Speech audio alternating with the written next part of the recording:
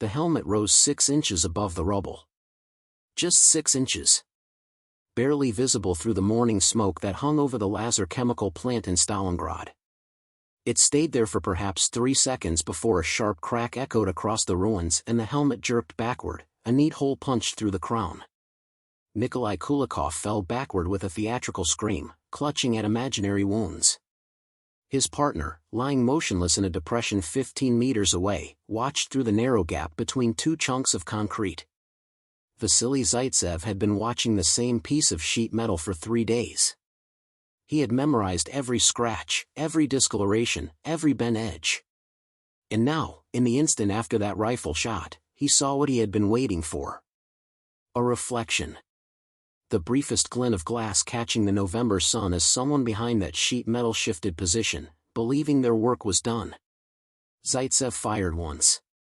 The sound was lost in the general cacophony of artillery fire that defined Stalingrad in late 1942. He did not see the German sniper fall. He did not need to. The optical sight that had betrayed the man's position stopped reflecting. That was confirmation enough. If you're enjoying this deep dive into the story, hit the subscribe button and let us know in the comments from where in the world you are watching from today. This was November 19, 1942.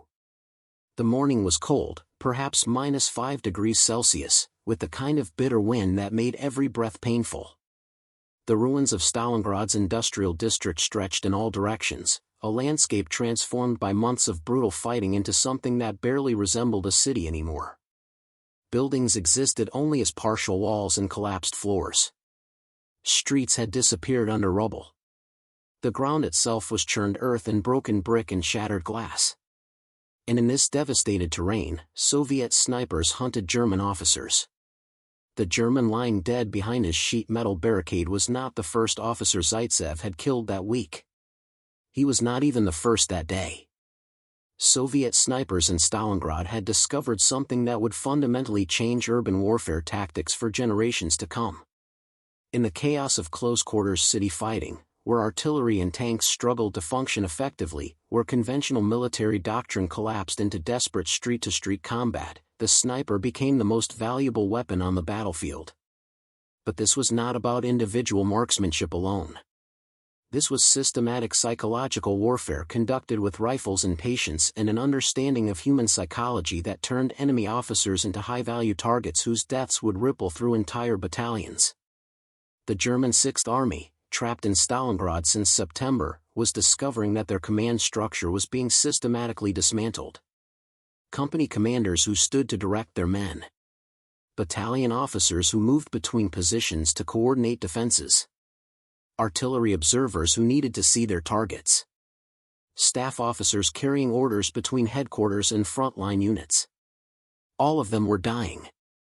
Not in the grand chaos of combat, not leading charges or directing artillery fire, but alone, suddenly, killed by bullets fired from positions they never saw. The psychological impact was devastating. German soldiers began to understand that any exposure, any movement, any moment of visibility might be their last. Officers who needed to maintain command presence found themselves choosing between effective leadership and personal survival. Senior commanders struggled to coordinate their units when subordinate officers refused to expose themselves long enough to relay orders. Zaitsev's kill count stood at 149 confirmed enemy soldiers and officers by that morning in November. His partner Kulikov had recorded 73 kills. Together they had perfected tactics that would be studied in military academies decades later.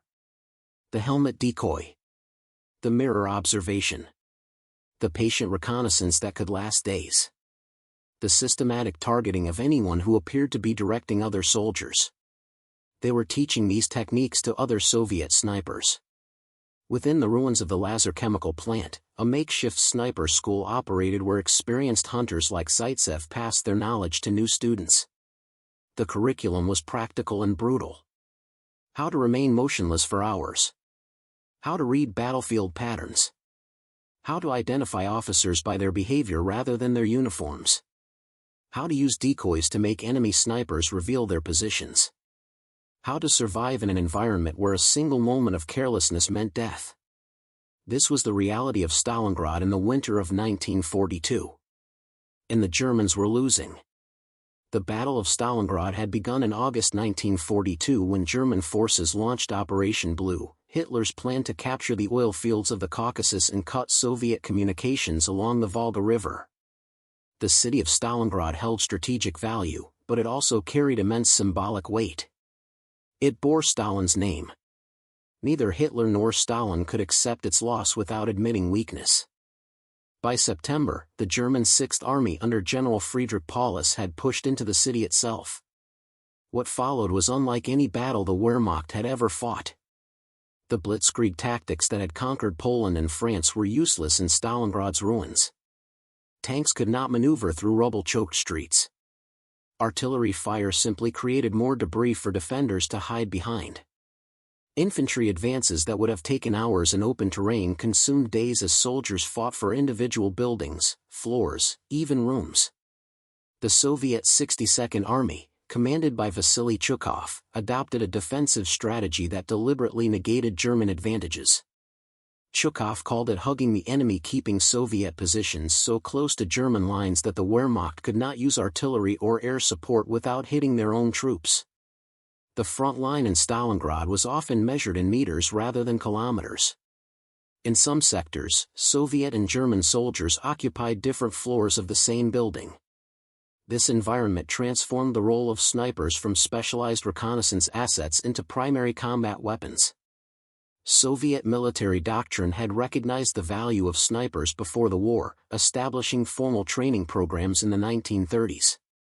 The Red Army had studied the effectiveness of snipers in the Winter War against Finland, where Finnish marksmen had inflicted disproportionate casualties on Soviet forces.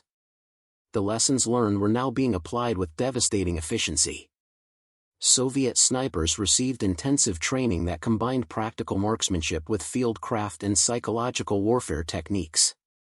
They learned to identify targets by behavior and pattern rather than appearance. They studied how officers moved differently than enlisted men, how they gestured when giving orders, how they positioned themselves to observe their units.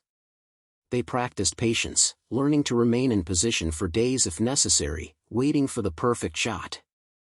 The standard Soviet sniper rifle was the Mosin Nagant, fitted with a PU scope offering 4-power magnification.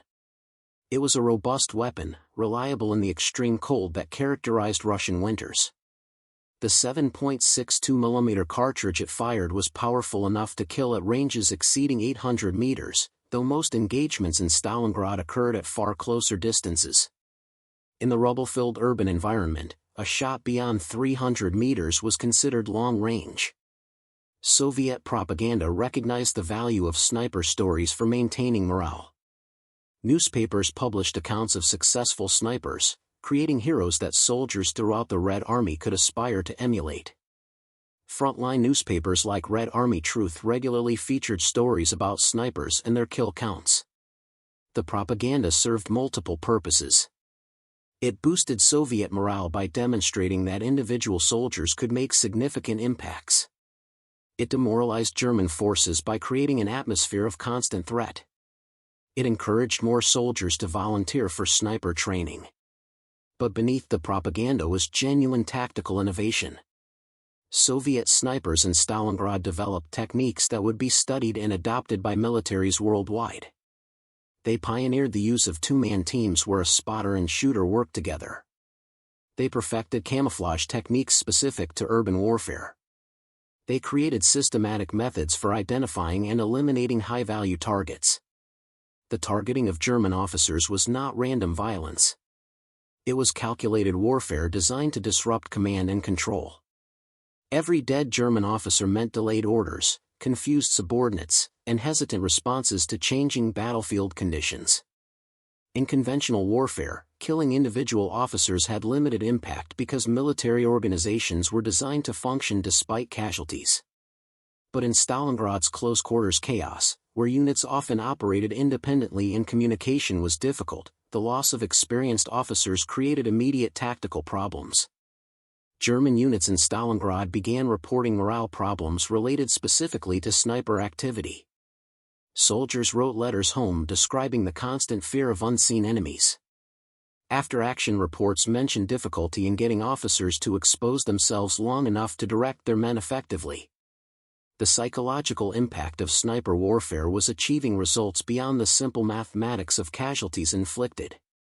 Vasily Zaitsev was 27 years old when he arrived in Stalingrad. He had grown up in the Ural Mountains near Yeleninskoye, where his grandfather had taught him to hunt in the taiga forests. His childhood had been spent tracking deer and wolves through harsh terrain, learning patience and fieldcraft from an experienced hunter who understood that successful hunting was more about observation and patience than marksmanship alone. His grandfather's lessons were simple but profound. Never waste ammunition.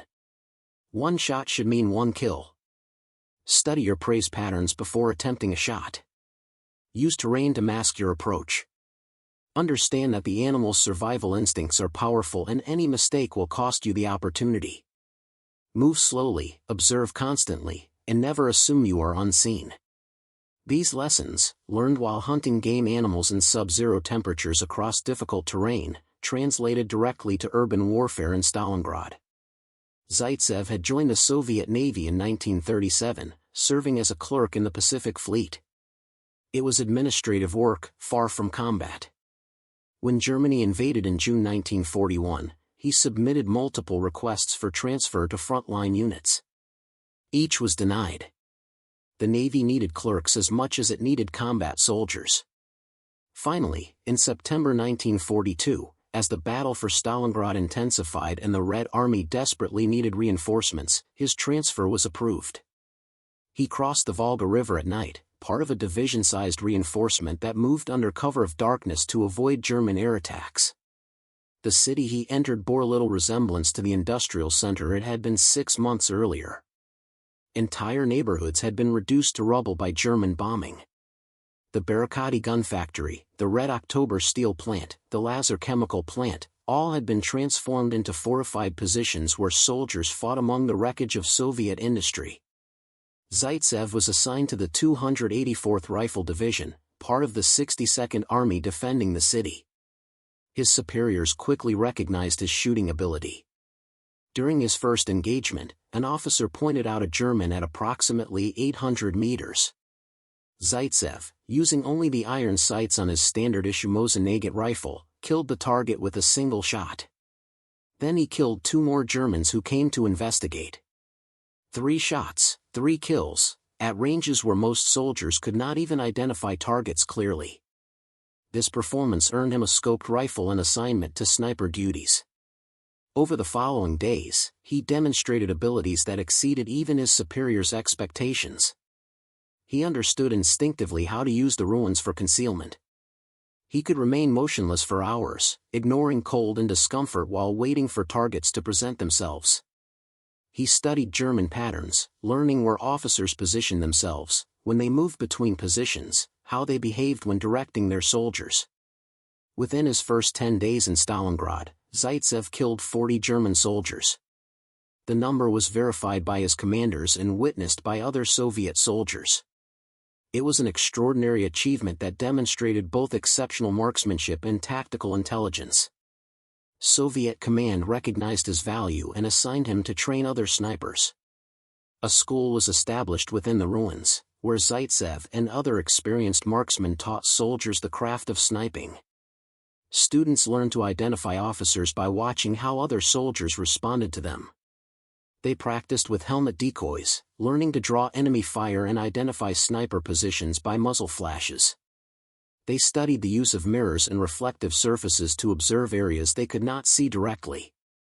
The training emphasized that sniping was more than shooting. It was fieldcraft, psychology, patience, and systematic observation.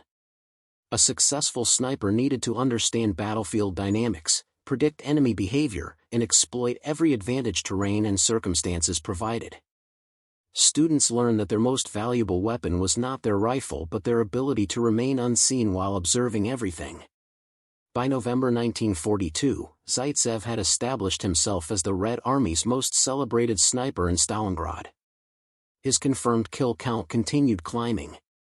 More importantly, his students were spreading throughout the 62nd Army, applying his techniques and adding to the systematic targeting of German officers that was undermining Wehrmacht effectiveness throughout the city. The techniques Soviet snipers employed in Stalingrad were systematic and methodical. They were not improvised in the moment but carefully planned operations that exploited German tactical patterns and psychological vulnerabilities. The helmet decoy was perhaps the most effective tool for locating enemy snipers. The execution required patience and precise coordination between team members. One soldier would prepare a helmet, often damaged or discarded equipment rather than a serviceable item.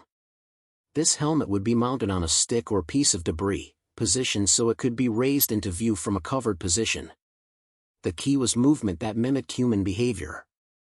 A helmet simply appearing above cover looked artificial.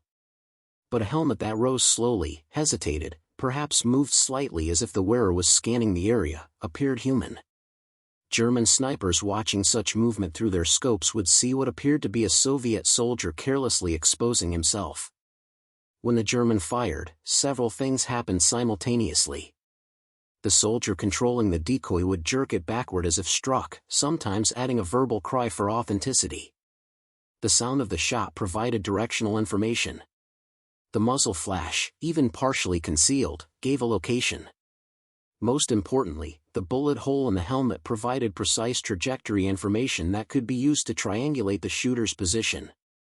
But Soviet snipers added another element. They used mirrors, small pieces of reflective material positioned to observe areas they could not see directly. These mirrors were crucial because they allowed snipers to watch enemy positions without exposing themselves. A sniper could position a mirror to observe a suspected enemy location for hours, watching for any movement, any glint of light from an optical scope, any indication of human presence. The combination was devastating. Use a mirror to identify a suspected sniper position. Use a decoy to confirm that position and force the enemy to reveal his exact location through muzzle flash. Then eliminate the target with a precisely aimed shot. Zaitsev and his partner Kulikov refined this technique through repeated application. They developed variations based on circumstances. Sometimes they used multiple decoys to test different sight lines. Sometimes they waited days after identifying a position before attempting to draw fire, allowing the enemy sniper to become complacent. They studied how different German snipers responded, learning to predict behavior patterns. The systematic targeting of German officers followed similar principles of patient observation and pattern recognition. Soviet snipers learned that officers revealed themselves through behavior even when they tried to blend with enlisted soldiers. An officer directing soldiers would gesture differently than a soldier following orders. An officer studying a map or consulting with subordinates would position himself differently than a soldier on guard duty. An officer moving between positions would often be followed or preceded by enlisted men, creating a pattern that trained observers could identify. Soviet snipers documented these patterns and taught them to students. They created what amounted to behavioral profiles of different types of officers. Artillery observers needed to see their targets and would expose themselves at predictable times. Company commanders directing attacks would position themselves where they could observe their men. Staff officers carrying orders between positions moved with purpose that distinguished them from soldiers on routine patrols. The Mosin-Nagant rifle Zaitsev used was manufactured at the Izhevsk arsenal, bearing the factory stamp and year of production. The PU scope mounted on his rifle provided 4-power magnification with a field of view of approximately 6 degrees. The scope was mounted offset to the left side of the receiver, allowing the use of standard stripper clips for reloading. The eye relief, the distance from the rear lens to the shooter's eye, was approximately 3 inches, which became critical during extended observation periods when maintaining position without muscle fatigue was essential. The rifle weighed approximately 4.3 kilograms when loaded. The length was 122 centimeters.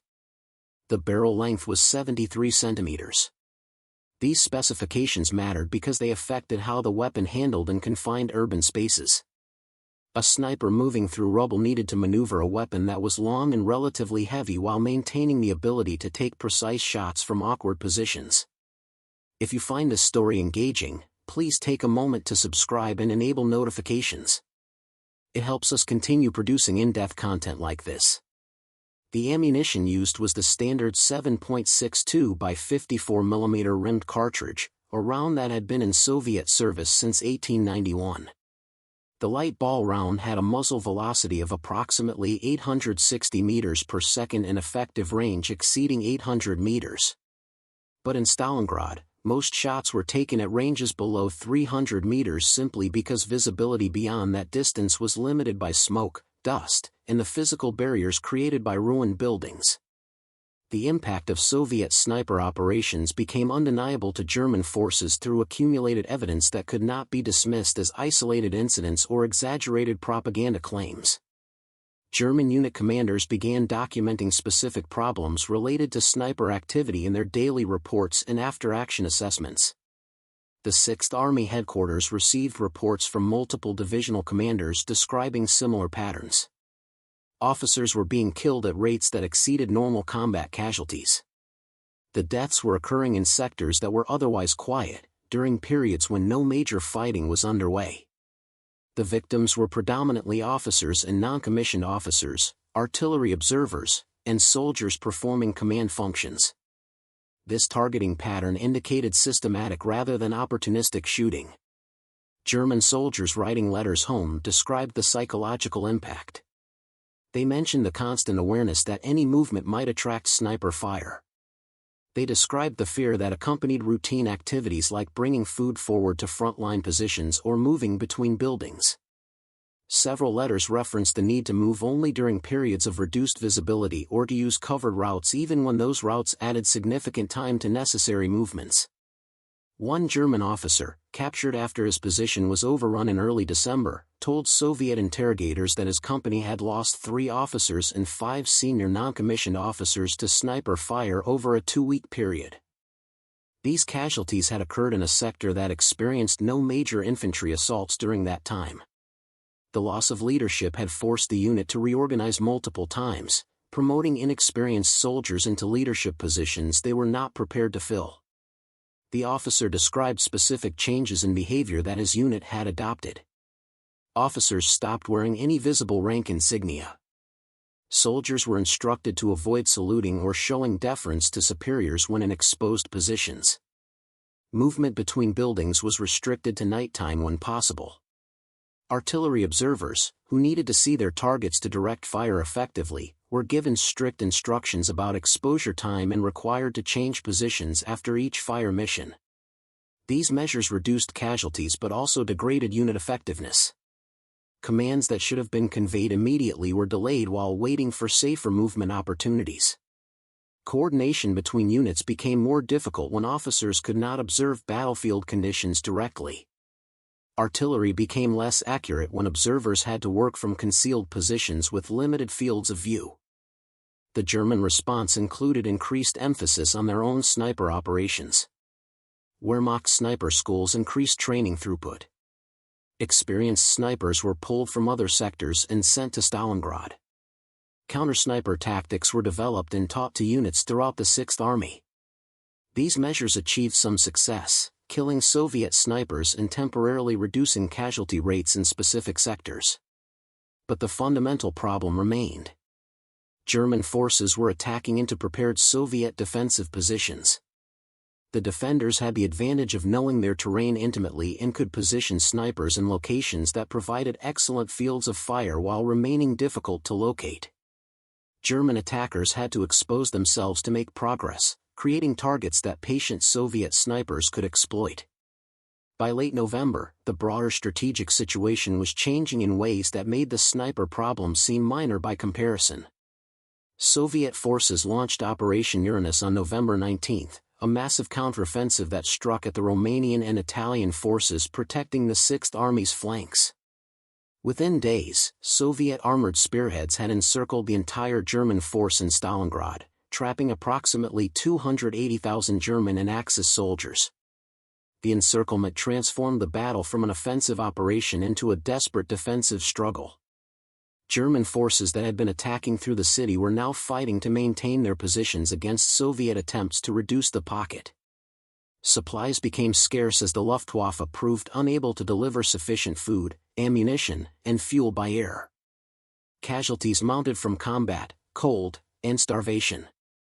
In this deteriorating situation, Soviet snipers continued their systematic targeting of German officers and key personnel. Now their impact was magnified by the fact that losses could not be replaced. Every officer killed, every artillery observer eliminated, every experienced non-commissioned officer shot represented an irreplaceable loss of leadership and expertise. Units that lost officers could not receive replacements from outside the pocket. Soldiers had to be promoted from within, often without adequate training or experience. The documented effectiveness of Soviet snipers in Stalingrad exceeded even optimistic Soviet estimates of what individual marksmen could achieve. Zaitsev's personal kill count reached 225 confirmed enemy soldiers and officers by December 17, 1942, when a mortar explosion injured his eyes and temporarily ended his combat operations. This figure was verified through a combination of observer reports, officer confirmations, and in some cases, identification of killed German soldiers. But Zaitsev was not operating alone. Soviet records documented the activities of hundreds of snipers operating in Stalingrad during the same period. The students Zaitsev trained accounted for thousands of additional German casualties. Nikolai Kulikov, his primary partner and spotter, recorded 73 confirmed kills during their operations together. Other notable snipers included Anatoly Chekhov with 256 kills, Viktor Medvedev with 302, and Maxim Pasar with 236. The cumulative impact was devastating to German morale and operational effectiveness. Soviet propaganda emphasized sniper successes, publishing photographs and interviews with successful snipers in military newspapers. These stories served multiple purposes. They boosted Soviet morale by demonstrating that ordinary soldiers could become heroes through skill and dedication. They provided examples that encouraged other soldiers to volunteer for sniper training. And they demoralized German forces by creating an omnipresent sense of threat. German soldiers began to exhibit behaviors associated with severe psychological stress. Medical officers reported increased instances of nervous disorders. Combat fatigue cases increased in sectors where sniper activity was most intense. Some soldiers refused to leave covered positions even when ordered, claiming that movement meant certain death. Unit cohesion suffered as soldiers became reluctant to follow officers whose orders might require exposure to sniper fire.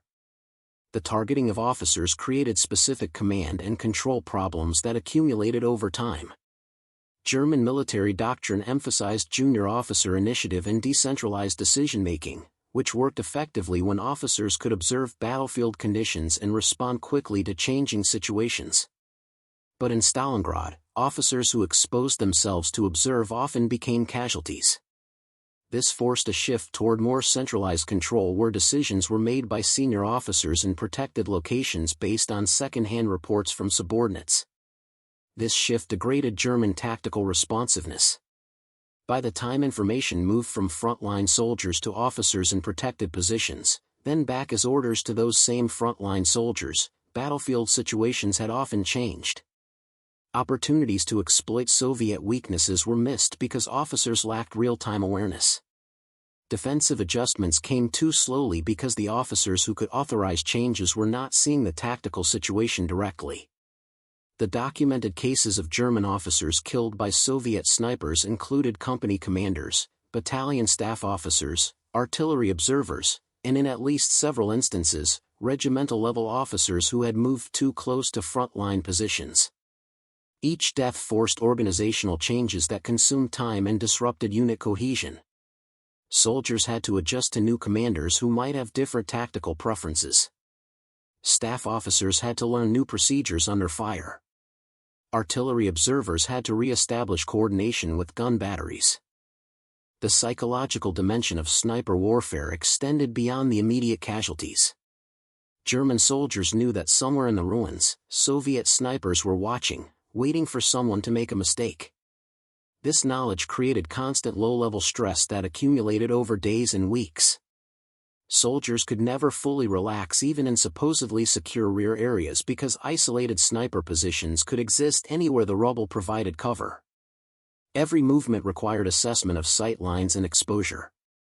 Every task that required visibility became a calculated risk. Soviet snipers reinforced this psychological pressure through deliberate patterns. They would allow German soldiers to move freely along certain routes for days, then suddenly open fire, demonstrating that apparent safety was illusory. They would target soldiers performing specific tasks, like bringing food forward or evacuating wounded, creating associations between necessary activities and death. They would eliminate officers during critical moments, like just before planned attacks, maximizing the disruption caused by each casualty. By December 1942, the German Sixth Army was trapped, starving, freezing, and being systematically destroyed. Soviet snipers continued their work, adding to the casualties and the psychological pressure. The effectiveness of their operations had been proven beyond any doubt. Vasily Zaitsev's combat operations in Stalingrad ended abruptly on January 10, 1943. A German mortar barrage struck his position, and shell fragments struck his face and eyes. The injuries were severe enough that his immediate response was concern about permanent blindness. He was evacuated across the Volga River to medical facilities in the Soviet rear, where doctors assessed the damage and concluded that specialized treatment would be necessary to save his eyesight. He was transferred to a hospital in Moscow, where he came under the care of Vladimir Filatov, a pioneering ophthalmologist who had founded the Institute of Eye Diseases and Tissue Therapy in Odessa. Filatov was one of the world's leading experts in corneal transplantation and eye trauma treatment. His techniques, developed over decades of practice, had saved the eyesight of thousands of patients. Zaitsev became another case study in Filatov's innovative treatment methods. The treatment required weeks of careful medical intervention. Filatov's approach combined surgical procedures to remove damaged tissue with therapeutic treatments designed to promote healing and prevent infection. The process was delicate, and the outcome remained uncertain for some time.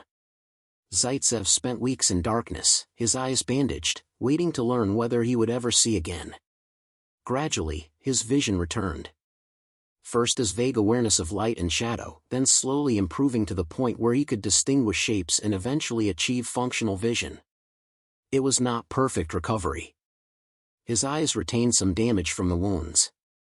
But he could see well enough to return to military service, which was his immediate goal upon being declared fit for duty. While Zaitsev recovered, the Battle of Stalingrad reached its conclusion. The German Sixth Army, trapped and starving, had attempted to hold its positions through December and January.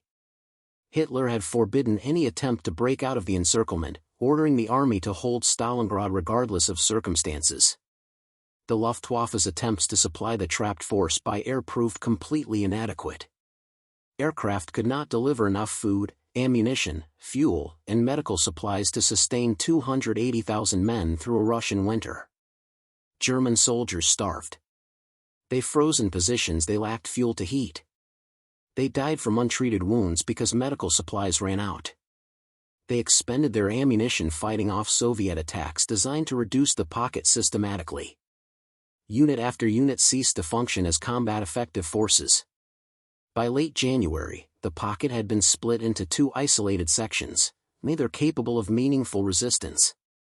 On January 30, 1943, Adolf Hitler promoted General Paulus to Field Marshal, apparently believing that no German Field Marshal had ever surrendered and that this promotion would stiffen Paulus's resolve. The gesture was meaningless. The following day, Paulus surrendered the southern portion of the pocket. On February 2, the northern pocket surrendered. Approximately 91,000 German soldiers entered Soviet captivity, including 22 generals. It was the most catastrophic defeat in German military history to that point. Soviet casualties had been enormous as well. The 62nd Army alone suffered approximately 80,000 casualties during the defense of the city. Total Soviet casualties for the entire battle exceeded 1 million killed, wounded, and missing. But the Soviet Union could replace those losses. Germany could not replace the Sixth Army. The strategic consequences rippled across the entire Eastern Front. German forces that had advanced deep into the Caucasus were forced to withdraw to avoid encirclement. The Wehrmacht's offensive capability in southern Russia was effectively destroyed. Soviet forces gained the initiative and would maintain it for the rest of the war. The German defeat at Stalingrad marked a psychological turning point where the myth of Wehrmacht invincibility collapsed. For Soviet snipers who had operated in Stalingrad, the battle confirmed tactics and techniques that would be applied throughout the remaining years of war. The systematic targeting of officers became standard doctrine. The use of decoys and mirrors to locate enemy snipers was taught at training facilities across the Soviet Union. The patient, methodical approach to urban warfare sniping that Zaitsev and others had demonstrated became the foundation of Soviet sniper training. Zaitsev returned to military service in the spring of 1943, after his vision had recovered sufficiently for combat duty. He was promoted to the rank of captain and assigned to train new snipers, passing his techniques and experience to another generation of Soviet marksmen.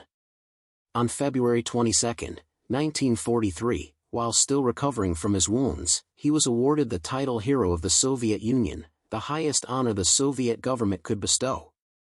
The award came with the Order of Lenin and the Gold Star Medal. His training duties took him away from frontline sniping, but his influence on Soviet sniper operations continued to grow. The techniques he had developed and refined in Stalingrad were codified into formal training curricula. Sniper schools throughout the Soviet Union taught his methods to thousands of students. The Sixes tactic, where 6 snipers operated in 3 two-man teams covering a position from multiple angles, became standard doctrine. The systematic use of decoys to locate enemy snipers was taught as fundamental counter-sniper procedure. Zaitsev eventually returned to combat operations, participating in later campaigns as Soviet forces pushed westward toward Germany. He fought in the Battle of the Silo Heights in April 1945, one of the final major engagements before Soviet forces entered Berlin. By war's end, he held the rank of captain and had trained hundreds of snipers who collectively accounted for thousands of enemy casualties. After the war, Zaitsev settled in Kiev, the capital of Soviet Ukraine. He attended a textile university, studying engineering and industrial management. He eventually became the director of a textile factory, a civilian career far removed from his wartime experiences. He married and lived quietly, rarely discussing his combat service except when asked by official historians or military researchers. His memoir, published under various titles including Notes of a Russian Sniper and There Was No Land for Us Beyond the Volga, provided detailed accounts of his experiences in Stalingrad. The book became essential reading for military snipers worldwide. His descriptions of tactics, positioning, and psychological approaches to urban warfare sniping influenced training programs in multiple countries. The helmet decoy technique that Zaitsev had used to eliminate enemy snipers entered military training manuals across the world. Western military forces studying Soviet combat reports after the war recognized the effectiveness of the method and incorporated variations into their own training. The basic principle, using an artificial target to draw fire and reveal enemy positions, became standard counter-sniper doctrine. Modern military snipers still study Zaitsev's tactics. The Sixes formation remains relevant in contemporary urban warfare. The emphasis on patience, observation, and systematic target identification that characterized Soviet sniper operations in Stalingrad appears in current sniper training curricula from multiple countries. The psychological warfare aspects, using selective targeting to demoralize enemy forces, are recognized as legitimate tactical applications of sniper capabilities. The technological aspects have evolved significantly. Modern sniper rifles offer greater accuracy at longer ranges. Optical sights provide superior magnification and light-gathering capability. Ballistic computers calculate trajectory based on range, wind, temperature, and other environmental factors. Thermal imaging allows snipers to detect targets in darkness or through obscuration. Communications equipment enables real-time coordination with other units. But the fundamental principles that Zaitsev demonstrated remain unchanged. Successful sniping requires patience to wait for the right shot. It requires thorough understanding of terrain and how to use it for concealment. It requires ability to predict enemy behavior and position accordingly. It requires mental discipline to remain focused during extended operations. It requires systematic approach to target identification and engagement. These principles, proven in Stalingrad's ruins, apply equally to modern combat environments. The psychological impact of sniper operations that was so evident in German accounts from Stalingrad has been documented in every conflict since. Soldiers knowing that unseen enemies might be watching them exhibit behavioral changes that reduce unit effectiveness. Officers become reluctant to perform visible leadership functions when doing so might make them targets. Units operating in areas with known sniper presence move more cautiously, reducing their operational tempo. Vasily Zaitsev died on December 15, 1991, in Kiev, at the age of 76. His death occurred just 11 days before the formal dissolution of the Soviet Union, the nation he had fought to defend nearly 50 years earlier. He was initially buried in Kiev at the Lukyanivsk Military Cemetery, though he had expressed wishes to be buried in Stalingrad, the city where his legend had been forged.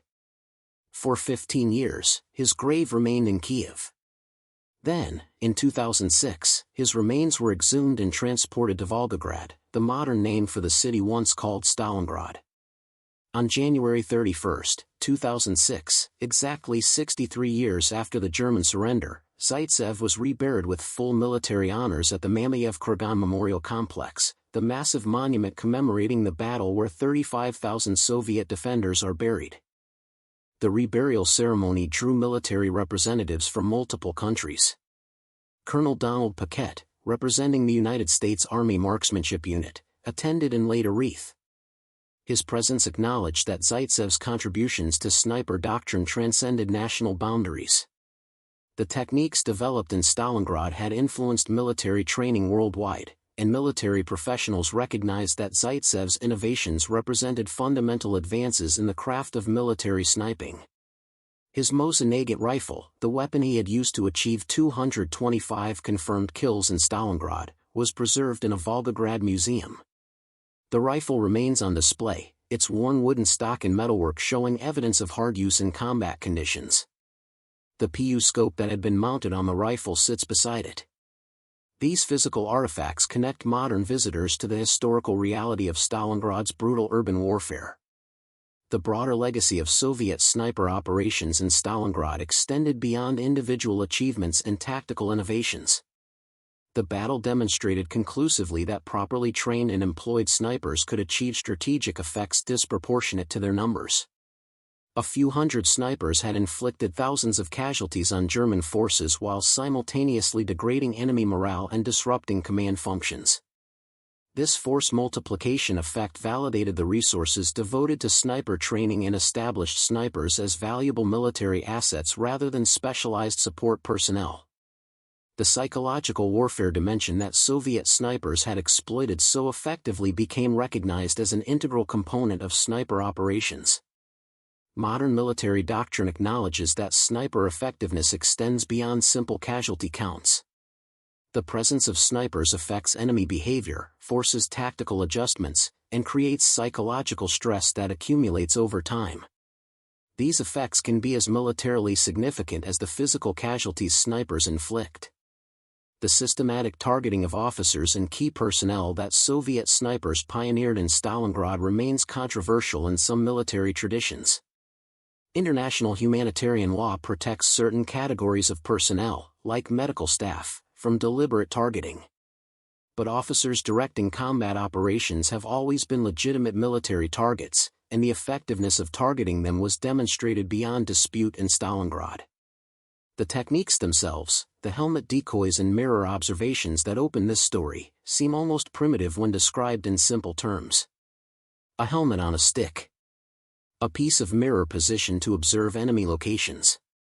These were not sophisticated technologies or complex tactical innovations.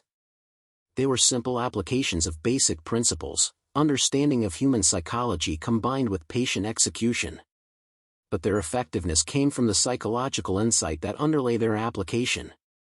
German snipers, seeing what appeared to be a careless Soviet soldier exposing himself, reacted instinctively, taking the shot that revealed their positions. The simplicity of the method made it reproducible. Any sniper with a helmet and a stick could attempt the technique. The fact that it worked repeatedly demonstrated that human psychology creates exploitable patterns even among highly trained specialists. That morning in November 1942, when Nikolai Kulikov raised a helmet 6 inches above cover and a German sniper fired, revealing his position to Vasily Zaitsev, was not an isolated incident. It was an example of systematic tactical innovation applied with lethal effectiveness. The shot that followed, Zaitsev's bullet ending the German sniper's life, represented more than one individual casualty. It represented the triumph of methodical preparation over reactive instinct, of systematic observation over impulsive action, of doctrine developed through experience over assumptions about combat. The German sniper who died that morning believed he had killed an enemy. He had actually revealed himself to an enemy who understood him better than he understood himself. That fundamental asymmetry, the difference between reacting to what appeared to be happening and understanding what was actually happening, determined outcomes throughout Stalingrad. Soviet snipers who studied German patterns, who planned their operations methodically, who executed techniques with discipline, achieved results that transcended their numbers. The helmet fell backward when the German fired. It was a piece of metal and fabric, worth nothing in itself. But the information its fall provided, combined with patient observation and precise execution, made the difference between one more anonymous death in Stalingrad's ruins and a confirmed kill by a sniper whose techniques would be studied for generations. That was the cost of misunderstanding what you were seeing. In Stalingrad's frozen ruins, where men hunted men through smoking debris and shattered buildings, the ability to distinguish appearance from reality meant survival. The German snipers who died to Soviet decoys had failed that fundamental test. They saw what they expected to see rather than understanding what they were actually looking at. That failure, repeated hundreds of times across thousands of ruined buildings, helped determine the outcome of the largest battle of World War II. Thank you for watching. For more detailed historical breakdowns, check out the other videos on your screen now and don't forget to subscribe.